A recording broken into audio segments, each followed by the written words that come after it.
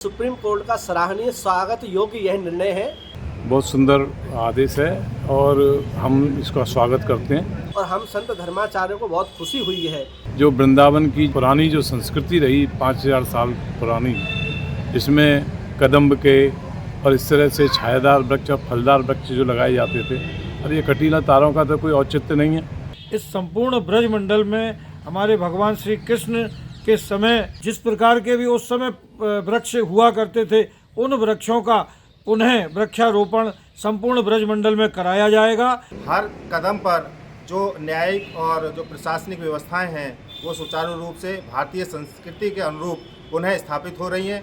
यहाँ के जो लोकल ट्रीज हैं, कदम है, भाकड़, बरगद, गूलर, पीलू, इस तरह के जो भी नेटिव ट्रीज हैं उन सारों का प्लांटेशन। एक पेड़ की छाया भी किस तरह से सबको आनंदित करती है, और जब इतने बृहद पैमाने पर वृक्षारोपण होगा तो निश्चित रूप से यहाँ पर लोगों को उससे काफ़ी सहूलियत। मथुरा में अंग्रेज़ों के ज़माने के जो पेड़ कंक्रीट के और कीकड़ के जो लगे हुए थे, उनको हटाकर अब इस समय यहाँ पर कदम के पेड़, पीपल के पेड़, बरगद के पेड़ और पीहू के पेड़ जो पर्यावरण को शुद्ध करें, इस तरीके के पेड़ लगाए जाएं। वंदे ब्रज वसुंधराम। आज बड़े हर्ष का विषय है कि माननीय सुप्रीम कोर्ट ने उत्तर प्रदेश सरकार की ओर से जो याचिका दाखिल की गई थी, उसमें अपना निर्णय देते हुए बोला है कि इस संपूर्ण ब्रजमंडल में हमारे भगवान श्री कृष्ण के समय की जो वृक्षावली हुआ करती थी, उस समय जो भी अर्जुन, पलाश, कदम्ब और जिस प्रकार के भी उस समय वृक्ष हुआ करते थे, उन वृक्षों का पुनः वृक्षारोपण संपूर्ण ब्रजमंडल में कराया जाएगा। और अंग्रेज़ों के समय पर जिस प्रकार संपूर्ण ब्रजमंडल में कीकर आदि जो वृक्षों से पूरे संपूर्ण ब्रजमंडल को पाट दिया गया था, उनको उखाड़ने का भी आदेश सुप्रीम कोर्ट ने दिया है। यह बहुत ही प्रशंसनीय और वंदनीय आदेश है। अब ब्रज की संस्कृति, प्राचीन संस्कृति का पुनः हमारे आने वाले ब्रजमंडल आने वाले भक्तों को दर्शन होगा। और मैं बहुत हृदय से धर्म रक्षा संघ की ओर से अपने उत्तर प्रदेश सरकार को और सुप्रीम कोर्ट को साधुवाद देता हूं कि पुनः हमें 5000 साल पुरानी जो ब्रज की स्थिति थी, आज दोबारा से संपूर्ण ब्रजमंडल में ऐसे वृक्षारोपण होंगे कि वो वृक्ष लहलाएंगे और उसी 5000 साल पूर्व की स्थिति का भान यहाँ लोगों को होगा। उसका आनंद हम शब्दों में वर्णन नहीं कर सकते। अंग्रेजी नहीं, पूर्व का जो इतिहास उठाकर देखते हैं तो आज वर्तमान की स्थिति को देखते हुए हर कदम पर जो न्यायिक और जो प्रशासनिक व्यवस्थाएं हैं वो सुचारू रूप से भारतीय संस्कृति के अनुरूप पुनः स्थापित हो रही हैं, जो बहुत ही ब्रजवासियों के साथ साथ पूरे विश्व के सौभाग्य की बात है कि कदम के वृक्ष का जो इतिहास है, अगर जो लोग जानते हैं तो हमेशा पूजन करते हैं। और भगवान श्री कृष्ण जी की नगरी है, यहाँ उनका जो वास्तविक स्वरूप पुनः स्थापित हो रहा है, वो बहुत ही सौभाग्य की बात है। हम आशा करते हैं आने वाले समय में जो वास्तविकता थी वो भी बहुत जल्दी उस पर निर्णय आए और यहाँ स्थापना हो और पुनः मंदिर का निर्माण हो।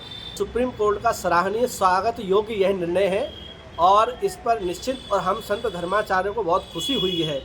जो अंग्रेज़ों के शासक के द्वारा और मुल्लों के द्वारा जो आक्रांताओं ने हमारे देश पर आक्रमण करके कब्जा कर लिया था, वहाँ पर अपने स्थानों पर कीकर इत्यादि पैदा कर दी थी, उस पर उसको हटा करके कदम्ब, बरगद, तमाल जो भगवान कृष्ण को प्रिय है वो वृक्ष लगाए जा रहे हैं। और इससे बढ़िया और बात क्या होगी, क्योंकि भगवान कृष्ण का जन्म हुआ है वहाँ, और भगवान कृष्ण का जन्म जिस जन्मभूमि पर हुआ है वहाँ बगीचा था और कदम के वृक्ष थे, ये सबको तोड़ नष्ट कर दिया गया था, तो वह दोबारा से पुनरुत्थापन हो रहा है। उत्तर प्रदेश की योगी सरकार ये कार्य कर रही है, बहुत अच्छा सराहनीय कार्य है।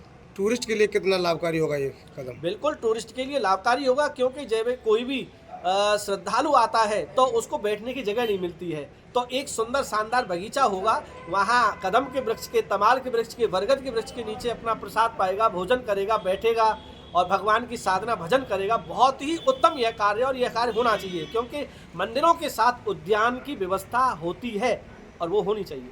बहुत सुंदर आदेश है और हम इसका स्वागत करते हैं, इस आदेश का। और वास्तव में जो वृंदावन की जो पुरानी जो संस्कृति रही 5000 साल पुरानी, इसमें कदम्ब के और इस तरह से छायादार वृक्ष और फलदार वृक्ष जो लगाए जाते थे, और ये कटीला तारों का तो कोई औचित्य नहीं है। इस कटीले तारों में न तो किसी को कोई फायदा हो रहा है, न पशुओं को फायदा है, न पक्षियों को फायदा है, न मनुष्य को फायदा है। तो ऐसी स्थिति में ये बनना भी चाहिए, और हम इसका बहुत पुरजोर तरह से स्वागत करते हैं, और हम ये चाहते हैं कि जल्दी से जल्दी कार्य पूर्ण हो। जिस तरह से यात्री आते थे, ये कीकल बबूड़ उनको परेशान करते थे, अब इसको लेकर क्या है? हाँ, यही मैं कहना चाह रहा हूँ कि इससे किसी को फायदा नहीं है, और इनसे जो कटीले तारों से तो और नुकसान ही हो रहा था। और कभी कोई जो है छाया मिल नहीं रही किसी को बैठने के लिए नहीं। अब कम से कम अच्छे वृक्ष लगेंगे, सुंदर वृक्ष लगेंगे, तो लोगों को जो पर्यटन वाले आएंगे उनको बैठने के लिए छाया मिलेगी और अच्छा विकास होगा।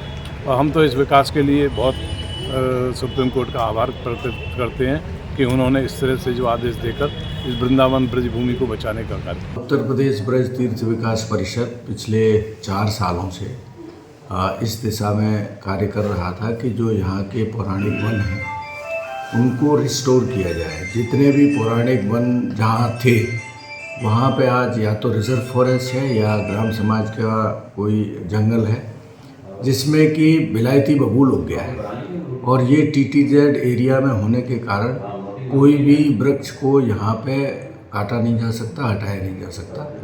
तो ये महसूस किया गया कि जब तक हम विलायती बबूल को रिप्लेस नहीं करेंगे यहाँ के नेटिव ट्रीज से, जो यहाँ के वृक्ष क्षेत्र के लोकल प्लांट्स हैं, तब तक उन वनों का पुनर्स्थापन नहीं हो सकेगा।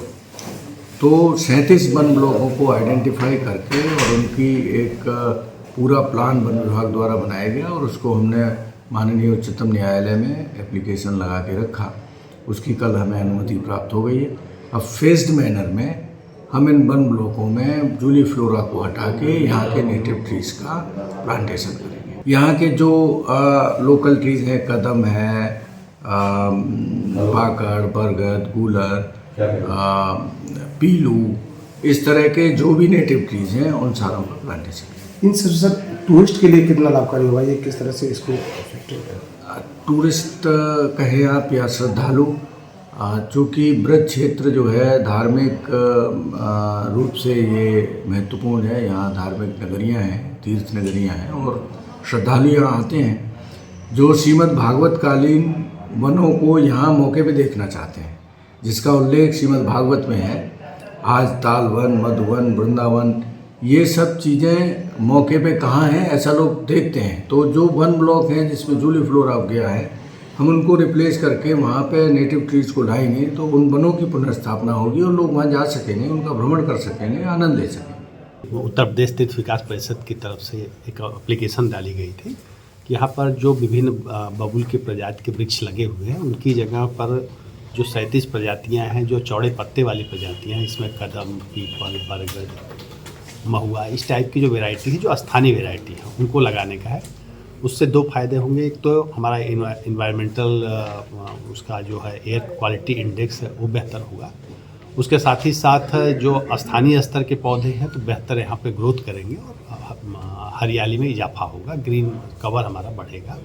तो इसको लेकर उस एप्लीकेशन पर कल माननीय उच्चतम न्यायालय में सुनवाई हुई है। यद्यपि अभी माननीय उच्चतम न्यायालय का जजमेंट साइट पर अपलोड नहीं हुआ है, लेकिन जैसा माननीय उच्चतम न्यायालय का मत है कि इसको लगाया जाए, तो जैसे ही माननीय उच्चतम न्यायालय का जजमेंट आता है उसका हम लोग परीक्षण करके तत्काल इस कार्य को शुरू कराएंगे। और निश्चित रूप से जब 37 स्थानों पर इस तरह से बृहद वृक्षारोपण होगा तो यहाँ पर ग्रीन कवरेज में न केवल इजाफा होगा, बल्कि जिसके लिए मथुरा की जो सांस्कृतिक धरोहर है, यहाँ के वृक्ष भगवान कृष्ण से जोड़े जाते हैं उसको, तो उसमें भी कहीं ना कहीं एक बेहतर यहाँ पर लुक आएगा। यात्रियों के लिए भी कुछ लाभ होगा? यात्रियों निश्चित रूप से जो लोग बाहर से यहाँ पे आते हैं, एक पेड़ की छाया भी हम सभी जानते हैं कि किस तरह से सबको आनंदित करती है, और जब इतने बृहद पैमाने पर वृक्षारोपण होगा तो निश्चित रूप से यहाँ पर लोगों को उससे काफ़ी सहूलियत। जी, ये ब्रज क्षेत्र में हमारी जो पौराणिक महत्व के वन हैं उनकी जो पुनर्स्थापना का एक मैंडेट है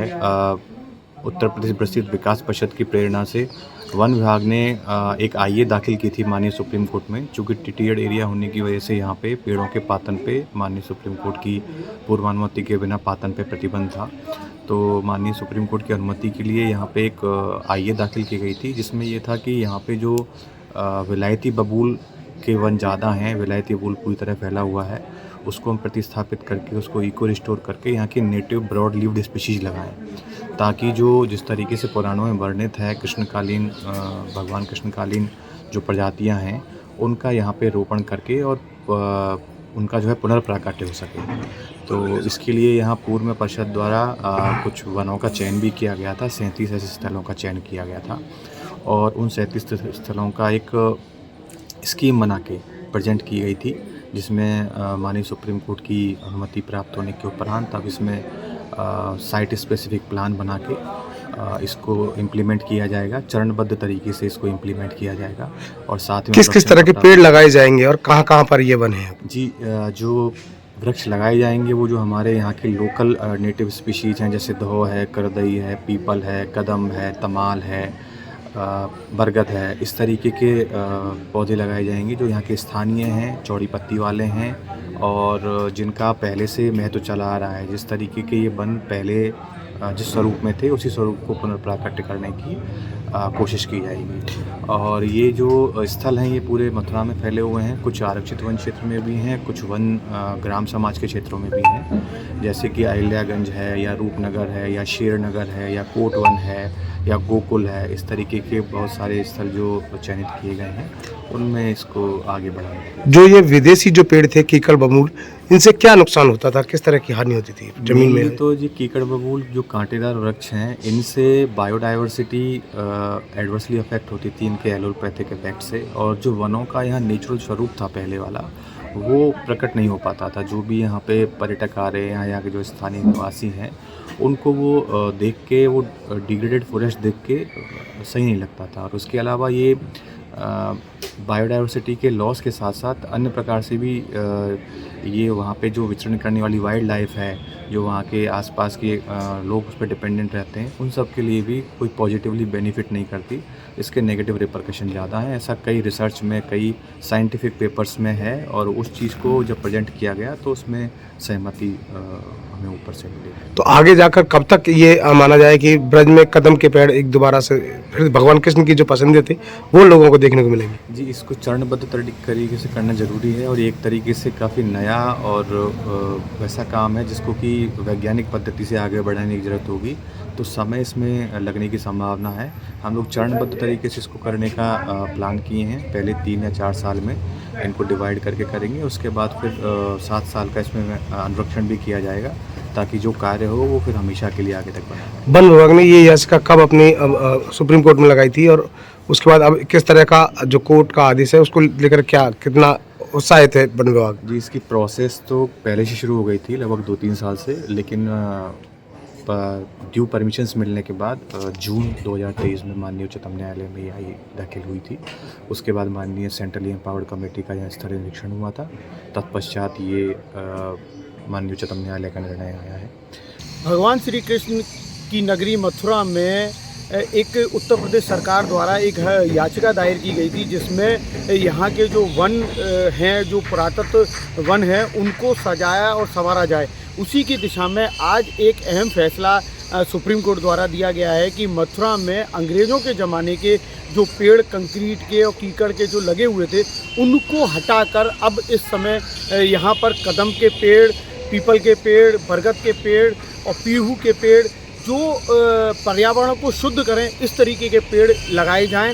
जो भगवान श्री कृष्ण के करीब 100 से ऊपर मथुरा वृंदावन में वन थे, उनमें से अब जो वन रह गए हैं वो 57 करीब वन रह गए हैं, जिसमें से 37 वनों को गवर्नमेंट ने चिन्हित किया है, यहाँ के प्रशासन ने चिन्हित किया है और उस 37 वनों को अब सजाया जाएगा, संवारा जाएगा और जो बाहर से पर्यटक आएंगे उनको यह देखने को मिलेगा कि भगवान श्री कृष्ण के ज़माने में जो पेड़ थे, जो वन थे, वो आज सुरक्षित हैं और आज उनमें जो है हरियाली है और वहाँ लोगों के बैठने की व्यवस्था की जाएगी। मतलब अच्छी तरीके से एक ब्रज को संवारने की कवायद सरकार द्वारा की जा रही है।